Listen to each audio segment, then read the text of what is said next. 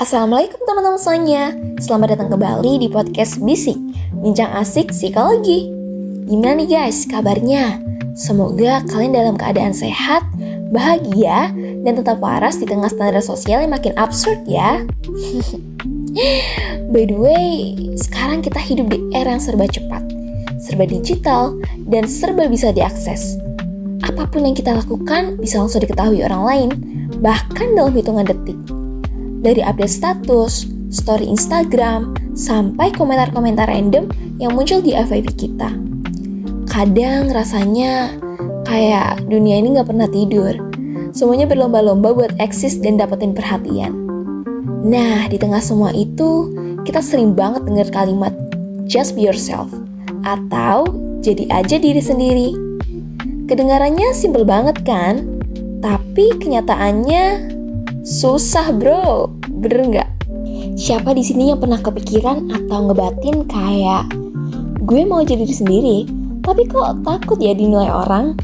Atau gue pengen tampil apa adanya, tapi kok tetap ngarep dapet validasi? Tenang, kalian gak sendiri. Ini tuh dilema yang banyak banget dialami orang-orang. Apalagi di era digital yang hampir semua hal masih dinilai dari jumlah views, like, dan komentar. Seperti dikatakan Brené Brown dalam bukunya The Gift of Imperfection, authenticity is a daily practice of letting go of who we think we're supposed to be and embracing who we are. Artinya, jadi diri sendiri itu bukan sekedar slogan, tapi proses yang terus-menerus, di mana kita belajar untuk melepaskan ekspektasi orang lain dan menerima diri kita secara apa adanya. Nah, di episode kali ini, kita bakal ngobrolin tentang tekanan buat jadi autentik di dunia yang ironisnya masih menilai kita dari validasi eksternal. Yuk, langsung kita bahas. Poin yang pertama, autentik di era digital. Kenapa jadi susah? Jadi diri sendiri tuh sering banget dibilang gampang.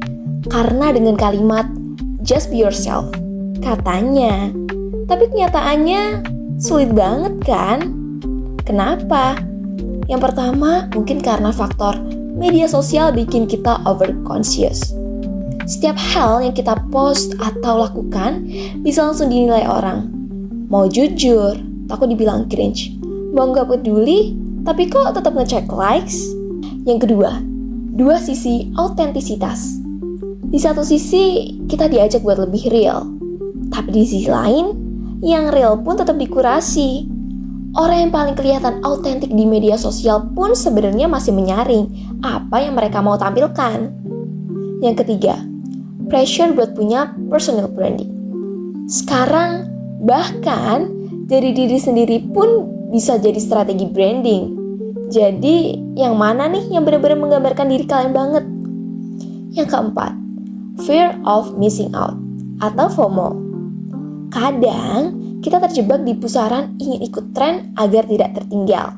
Padahal gak semua tren itu sesuai dengan diri kita yang sebenarnya. Bener gak? Yang kelima, komparasi yang gak ada habisnya. Lihat orang lain sukses dengan cara mereka sendiri, kita malah jadi mikir, apakah diri kita udah cukup baik? Atau belum? Atau mungkin masih kurang? Poin yang kedua, kenapa sih kita takut dinilai? Oke, sekarang kita bahas dari sisi psikologi. Kenapa kita takut banget sama penilaian orang lain? Yang pertama, teori looking glass self. Basically, kita sering melihat diri kita dari cermin sosial. Kita membentuk konsep diri berdasarkan bagaimana kita berpikir orang lain melihat kita. Yang kedua, takut ditolak. Manusia tuh makhluk sosial, jadi wajar kalau kita pengen diterima. Tapi kalau ini sampai bikin kita nggak berani jujur sama diri sendiri, nah itu yang bahaya.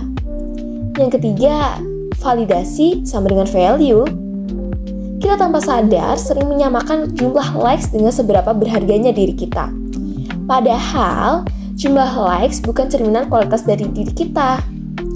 Yang keempat, ekspektasi yang nggak realistis. Kita sering merasa harus memenuhi standar yang gak jelas asal-usulnya. Hanya karena semua orang terlihat lebih baik di media sosial. Poin yang ketiga, gimana cara tetap autentik tanpa overthinking? So, Gimana caranya bisa tetap jadi diri sendiri tanpa terus-menerus overthinking? Oke, sini aku kasih tahu.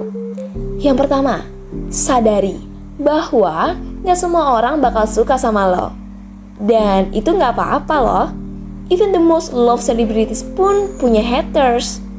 Yang kedua, kurangi ketergantungan sama validasi eksternal. Hal ini tuh bukan berarti lo gak peduli, tapi coba lebih fokus ke apa yang beneran bikin lo bahagia, bukan sekedar bikin orang lain terkesan. Yang ketiga, filter opini yang masuk. Gak semua kritik itu buruk, tapi juga gak semua hal harus diambil hati. Pilih masukan yang memang membangun, bukan sekedar menjatuhkan. Yang keempat, praktikkan self-compassion. Jangan keras sama diri sendiri. Lo gak harus sempurna loh buat diterima. Yang kelima, temukan lingkaran yang suportif. Dikelilingi oleh orang-orang yang nerima lo secara padanya bisa bantu lo buat lebih pede dan gak terlalu mikirin penilaian negatif. Yang keenam, detox dari media sosial kalau perlu. Kadang kita perlu break sejenak biar gak terus-terusan ke bawah arus ekspektasi online. Dan yang terakhir, kenali nilai diri lo di luar dunia digital. Apa yang bikin lo berharga gak cuma soal konten yang lo post, tapi juga bagaimana lo memperlakukan diri sendiri dan juga orang lain. Jadi kesimpulannya, otentik itu bukan berarti harus selalu nyablak atau gak peduli sama sekitar, tapi lebih ke gimana lo bisa tetap jujur sama diri sendiri tanpa merasa harus memenuhi ekspektasi orang lain. Jangan biarin likes dan views jadi penentu harga diri lo. Karena yang paling penting adalah gimana lo melihat diri lo sendiri. Seperti yang dikatakan Carl Rogers, seorang psikologi humanistik, the curious paradox is that when I accept myself just as I am, then I can change. Artinya, perubahan terbaik justru terjadi saat kita bisa menerima diri kita secara apa adanya, bukan saat kita berusaha memenuhi standar orang lain. Dan ingat, perjalanan buat bisa nyaman jadi diri sendiri itu bukanlah hal yang instan.